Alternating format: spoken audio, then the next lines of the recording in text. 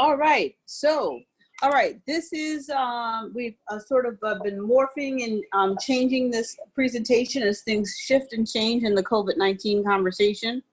And the goal is how to really lower your risk during the reopening. Again, our Twitter feed and website is down at the bottom of every page on the right, and that has a lot of resources, including articles and everything. And the structure is going to be the same, 10 or 15 minutes, followed by Q&A, and the Q&A will last as long as you all have questions. We usually get done by 9 o'clock. Sometimes we get done at 8:40. It just depends upon what people are actually dealing with on any particular Tuesday or Thursday. If there's less than 10 people or so, we'll be able to actually take questions live, and then if not, we'll actually take them through the chat box. So the goal is to keep everyone informed on the COVID science, particularly as it changes and adjusts here, and also to leave the webinar motivated to really look at your action plan and really think it out and make sure you're in this for the duration. And then also be an advocate for yourself and for your community.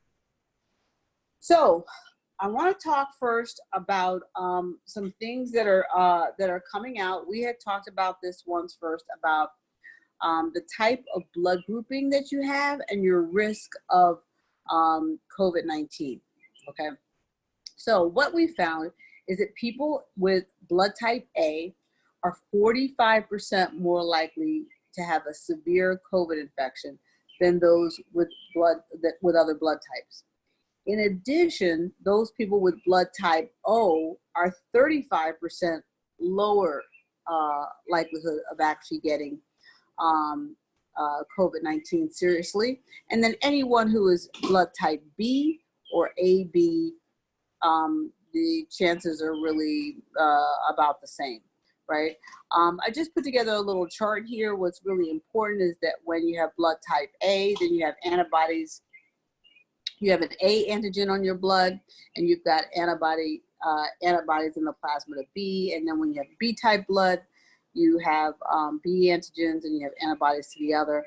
And when you have A and B, you have antigens to both. And then when you have O, you have antigens to neither and antibodies to both. So just kind of going over, if you do know your blood type, sort of that is another thing to factor in to your risk factors as you actually decide how to navigate. There's been some talk about personality types and people who actually ignore lockdown restrictions. They are more likely, doesn't mean that they all have, but they are more likely to have what we call the dark triad, which is narcissism, Machiavellianism, and psychopathy. Narcissism is basically an inflated sense of self-importance and a deep need for excessive attention and admiration. Machiavellianism is the end justifies the means, so they're gonna, manipulate, deceive, exploit. And then psychopathy is usually some sort of antisocial behavior with impaired empathy and remorse. So we see an increased percentage of these three dark triads, people who ignore lockdown restrictions and masks, etc. To wear a mask or not wear a mask, and what happens when you do and other people do, or when you either don't or someone else doesn't. So this chart actually shows on the left-hand side, the person that's COVID-19 positive is on the left-hand side. The person that's healthy is on the right-hand side. Now in real life, you don't know who's who, right? But when on the top line, when the COVID positive person does not have on a mask and the healthy person has on a mask, there's a 70% likelihood of transmission.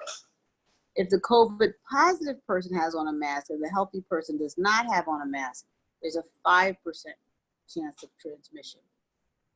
When both people have on a mask, the transmission probability goes down to 1.5%.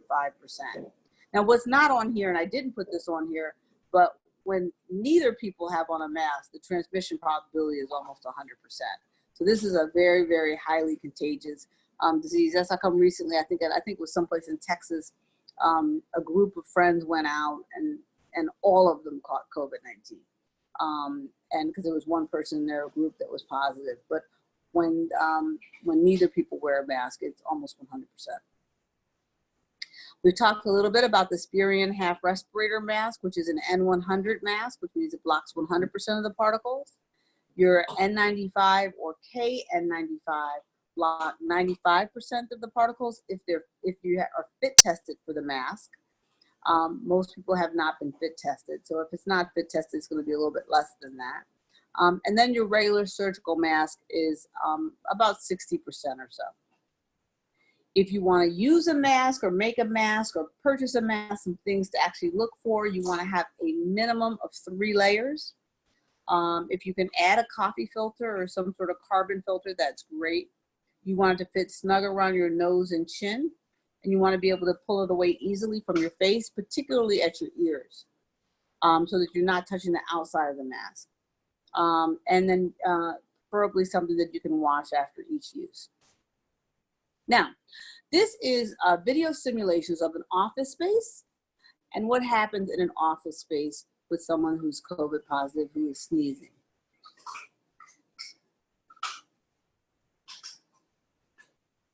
And the video is going to show a couple of different perspectives here.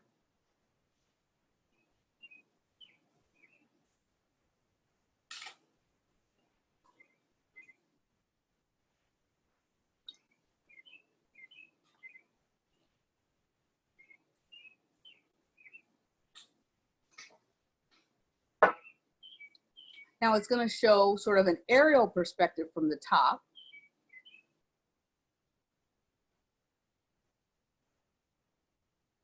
And this is why shoes and keyboards, you know, objects, you know, desk, etc., are really important to keep clean and to change. Okay, I'm going to do, this is a 3D model of someone in a library where there's like a corridor, and it actually shows up to what happens minute by minute. So in the upper right hand, in the upper part of the slide, you actually see what happens over a period of 6 minutes.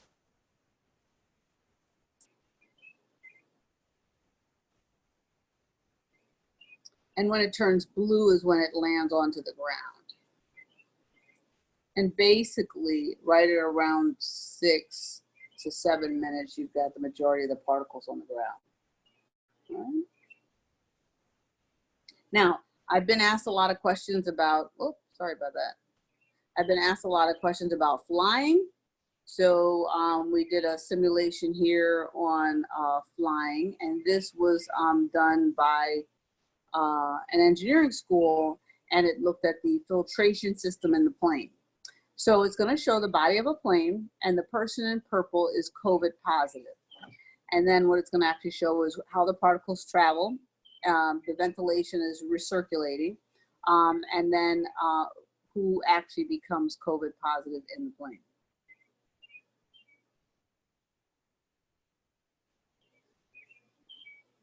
So all the blue person is the person that's COVID positive.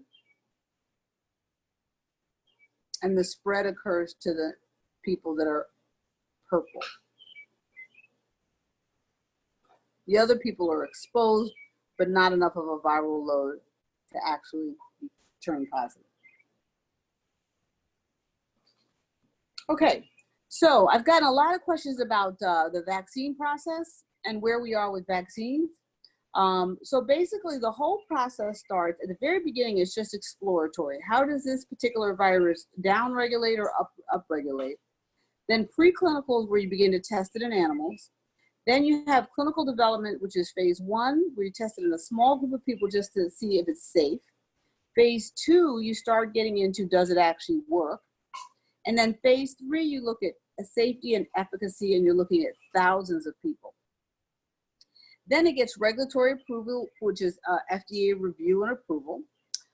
Then they set up manufacturing.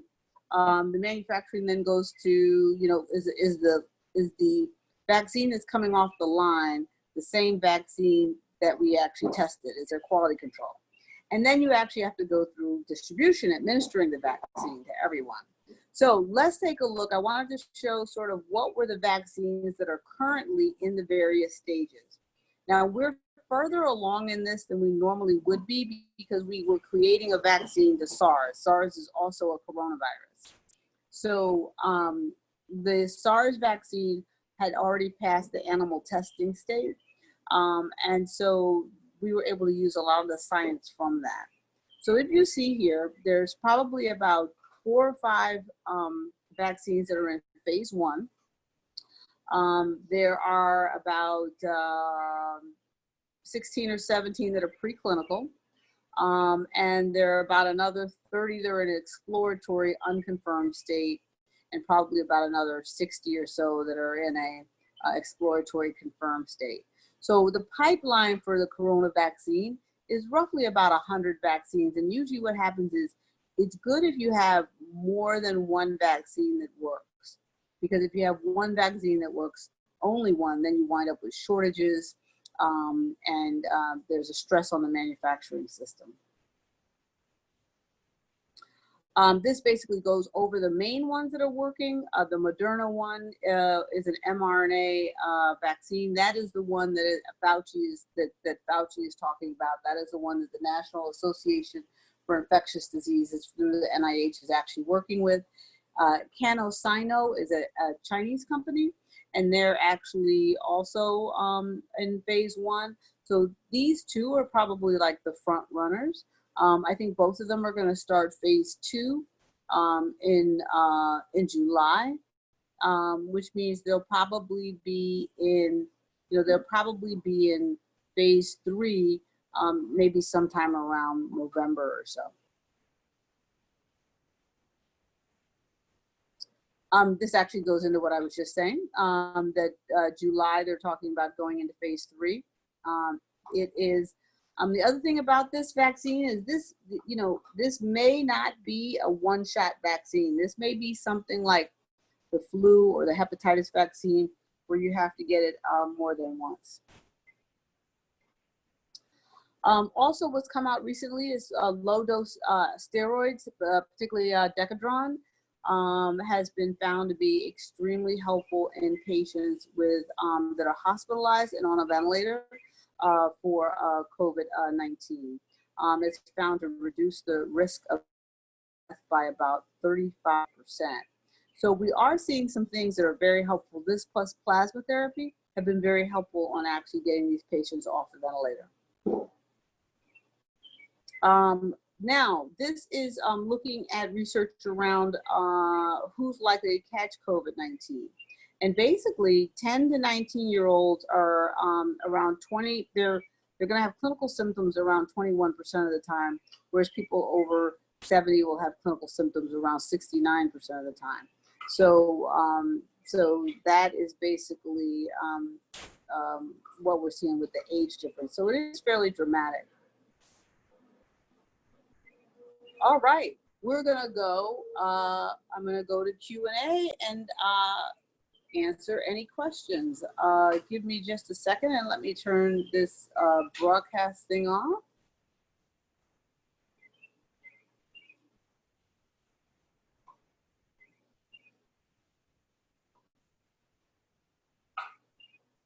Okay. Okay, all righty. Okay, so I got a couple of questions here. Okay, vitamin D. Okay, this is actually important. So vitamin D actually really does help with building immunity, and also, or not having the disease quite as significantly, and also with once you have it, if you actually get vitamin, if you actually get COVID-19, actually not being as sick with it. So vitamin D really does make a difference. We have 7 people. Why don't I do this? I want to unmute so that we can, so that everybody can, as long as, I mean, keep yourself muted if you, if you've got a whole bunch of background noise. But I want to make sure that people, since we, so yeah, if you got background noise, go ahead and mute. But who asked the question about the vitamin D? It's me, Val DeLeanne. Hey, how are you? Okay. I'm doing well. I'm doing well. Congratulations. Yes. So I've been telling people, yeah, the walks outside in the sun are always great. So the natural vitamin D is nice. I use sun lamps. Is everybody familiar with sun lamps? Is there anybody? Raise your hand or say something if you're not familiar with sun lamps. Okay. All right. So you just plug them in. You have them inside of your house, and they actually simulate the same lumens as, as the sun. So, and then you can actually take vitamin D. And so, but it is important to actually keep yourself well stocked up with vitamin D during this time period. It makes a major difference. Actually, Leanne, I'm going to add a slide that actually shows the amount of difference it makes. Well, the other reason I brought it up, Valda, was because people that have melanated skin have more difficulty absorbing even the natural, doing the natural metabolism of D3. Mm-hmm. And I was on a completely unrelated call when this came up, and the person who works in alternative medicine says that many people of color don't understand this. They don't even know it, which is why they need to be aware of that tendency and do the extra work to keep up the D3 levels. To keep up the D3 levels, yes. Yes, absolutely. It's interesting. Next week, Fauci is doing next week, Monday, Tuesday, Wednesday, Thursday, Fauci and another group of physicians are doing a 4-day panel and update to emergency medicine physicians, nurses, staff, etc. And I think that's one of the topics. I think that's one of the. Wow. So after I get done with that seminar, I will have a lot to add. All right, somebody else had their hand up, and then put it down. Oh, thoughts on zinc? So yes, so zinc is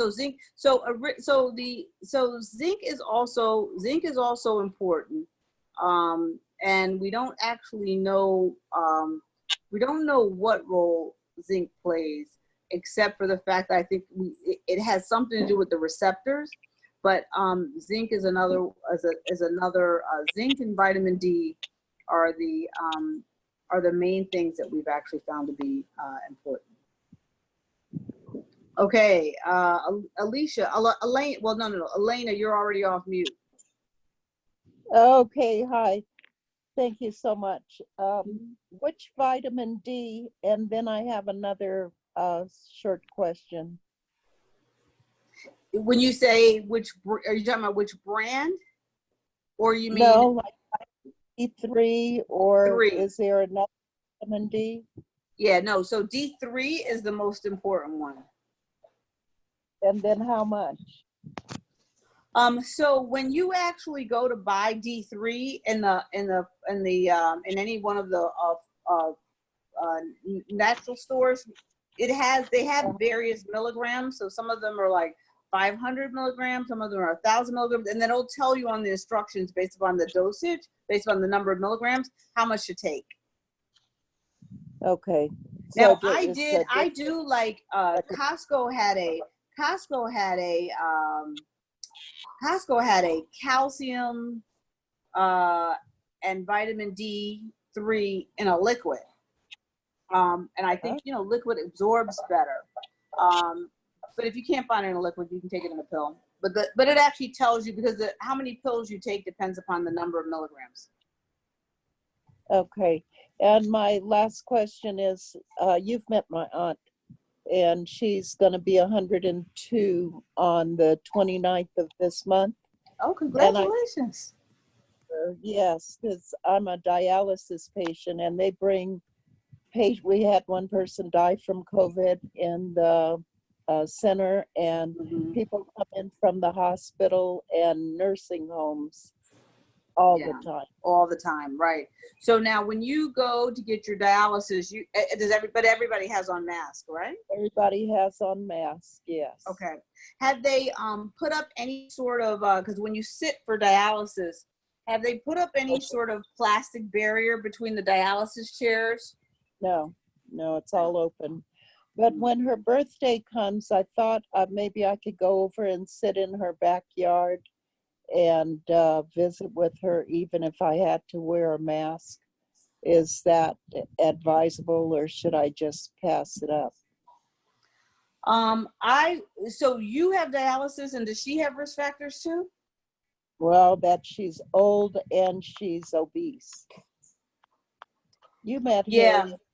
Yeah, I would probably, I would, so do you have N95 mask or N100 mask, or you just have the regular surgical mask? I have the N95, KN95 mask. So if you both had KN95 masks, the example that I gave where the transmission rate was 1.5%, that Right. was with a 60% effective mask. If you both had KN95 masks, you would probably, and you still stay 6 feet apart and you're outdoors, you're not inside, you'd be Right. okay. Thank you. Yep. That's all Okay. to know. I Yeah. enjoy your broadcast. Thank you so much. You're welcome. You're welcome. Alicia?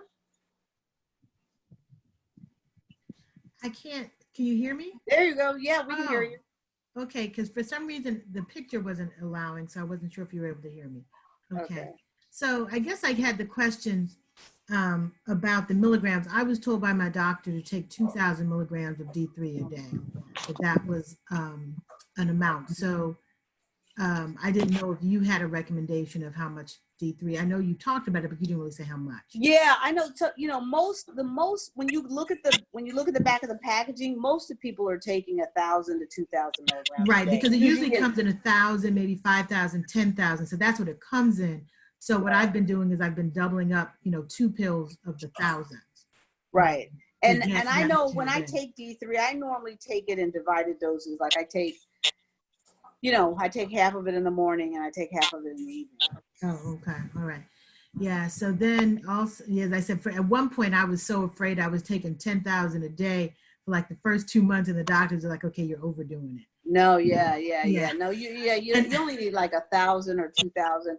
But but some of it, I don't know that it comes in 5,000 milligrams. It comes in like 500 milligrams. No, well, I have it. It came in 10,000. The one that I was taking was 10,000 in one pill.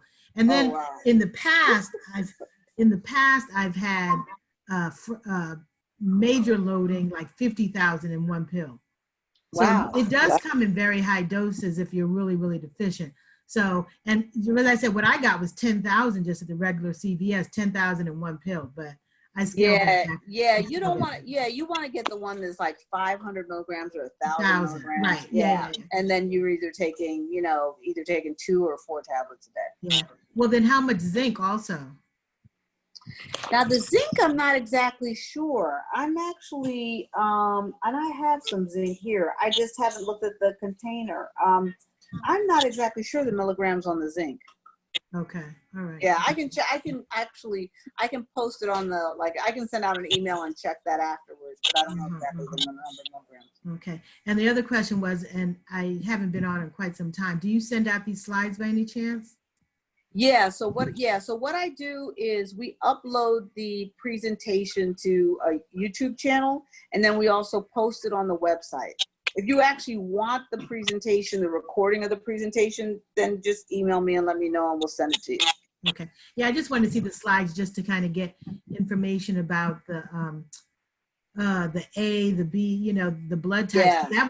I'd never heard that before.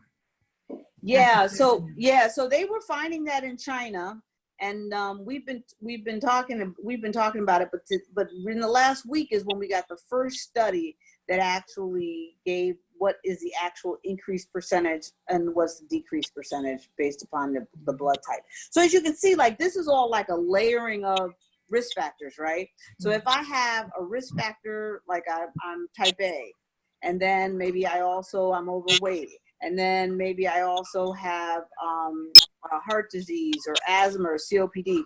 That all just kind of tells you that you need to take more and more precautions as you're, and I'm over 65, you know what I mean? So, all of this layers on, and I think it allows people to make better decisions about what they should specifically be doing for themselves. Sure. How is it? All righty.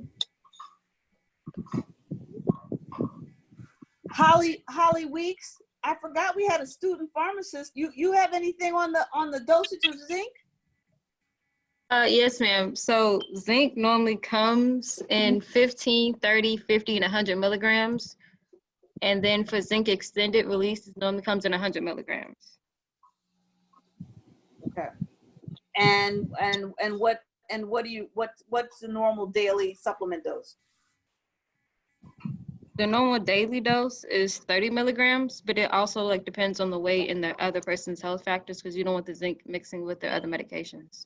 Yes. All right. Holly is at Howard University getting her PharmD. So it is great to have her here as a resource. I guess you can overdo it on the zinc then, huh? Yes, you can. Mhm. Yes. Yes. Yeah, it looks like it also makes a difference if somebody's lactating, if they're pregnant. There's all sorts of criteria for Is it zinc. contraindicated with anything specifically? I'm gonna put that on Holly. Holly, I know it is. There are some things that I have seen contraindications for zinc, but I can't think of them. I can't think of them off the top of my head. But Holly, why don't I give that one to you? You'll take a look at that one for me. Yes, ma'am, I will. Okay. So it really does with a lot of IV medications and hypertensive medications. Oh, really? Okay. And unfortunately, in our population, there are a lot of people with high blood pressure. So then should they not be possibly taking extra zinc? I would say it depends upon the specific medication that they're taking.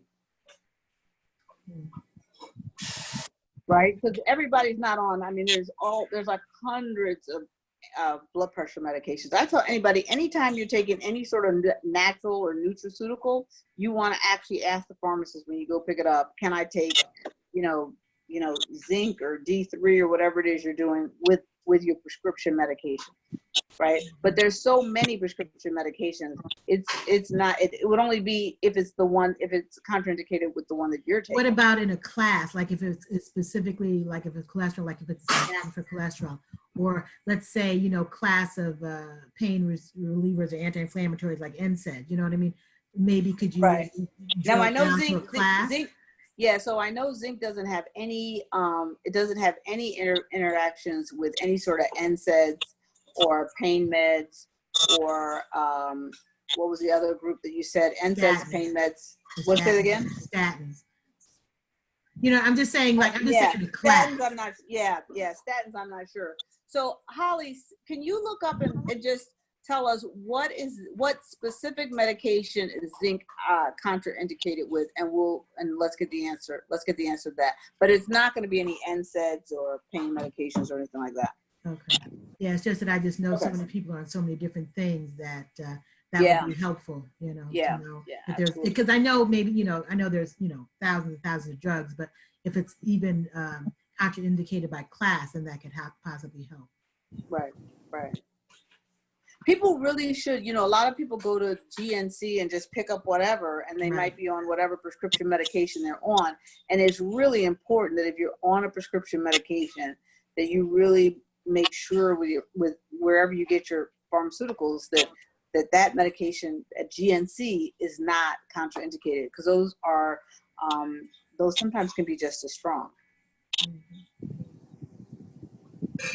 Okay, so while Holly's working on that, Alana, did you have a question, or was your hands up from earlier? No, it was just up for my aunt, Miss Tillman. Oh, okay. That'll be 102. All righty. I'll be sure to be outside with the KN95 mask for both of us. Yes, and you tell Miss Tillman I said hello. I certainly will. She was so pleased to meet you. All right. All righty. Let's see what we have in the Q&A. Okay, thoughts on zinc. Okay, we answered all of that. Anything in the chat? Hold on. All righty.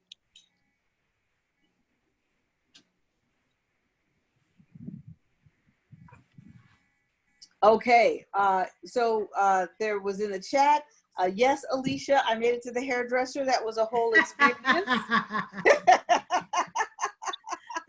I figured since you were the only one who could see it, I was sending it just to you.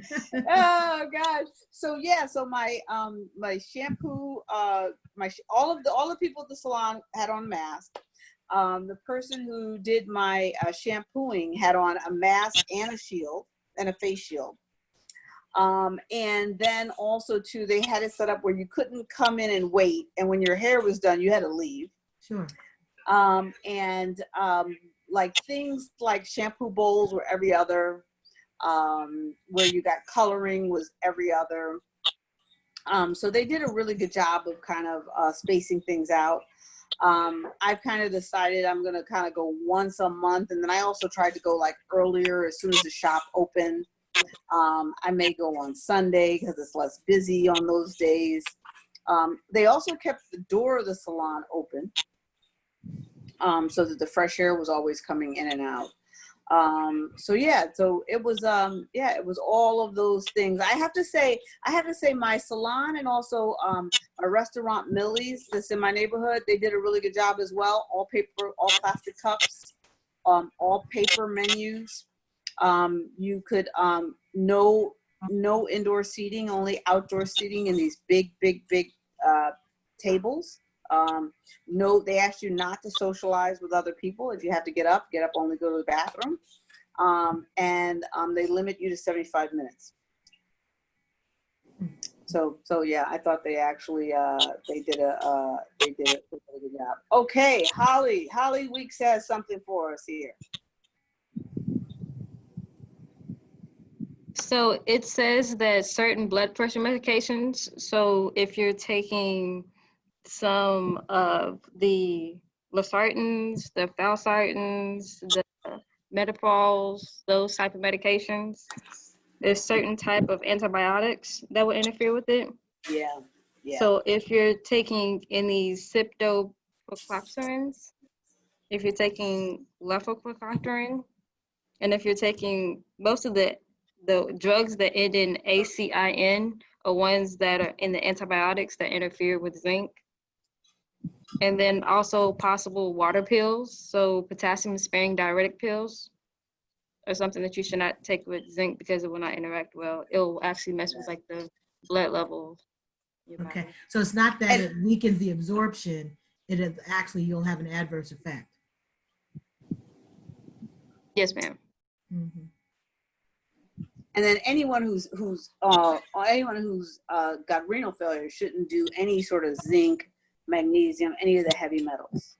Mm-hmm. Oh, thank you for telling me. Yeah. Interesting. Okay. Okay. So it's not like it increases the absorption of the medication like grapefruit juice does to so many medications. It actually, well, which is obviously an adverse effect, but it could possibly do something like that, correct? So I'll have to look it up then. I'm just thinking because not only me, but I know so many people are on, so, family members are on different medications. Right. You just want to make sure that if you are taking zinc, or is there a certain level that is acceptable if you are on one of those medications, or should you not take it? No. She's giving you what's contraindicated, correct, Holly? Correct. Is it so totally contraindicated? Totally contraindicated. Do not take it if you're on losartan or any of those other medications that she listed. Yeah, it's contraindicated. Okay. Yeah. Right. Yeah. Right. So yeah, that's why I said it. Like losartan is that's a popular. I mean, it was recalled recently, so a lot of people got taken off of it and put on something else. But losartan is a very common hypertensive drug. Well, if it's recalled, then how are people still taking it? Or they were just taking, or They're taking a different. They're taking like a different. Yeah, it was recalled. Like the ones that are manufactured in a particular area were recalled. Yeah, and then they came back and said it was okay, and all of that sort of stuff. So yeah, and then it also is in a combination drug, so it's in combination sometimes with another drug. Oh, okay. Mm-hmm. So, all right. Any other questions? Put your hands up or talk. Wait a second, I got a couple people here that I want to make sure that they can talk. Any other questions? Hold on. Okay, there we go. All righty. Everybody now can unmute if you want to ask a question, or you can raise your hand.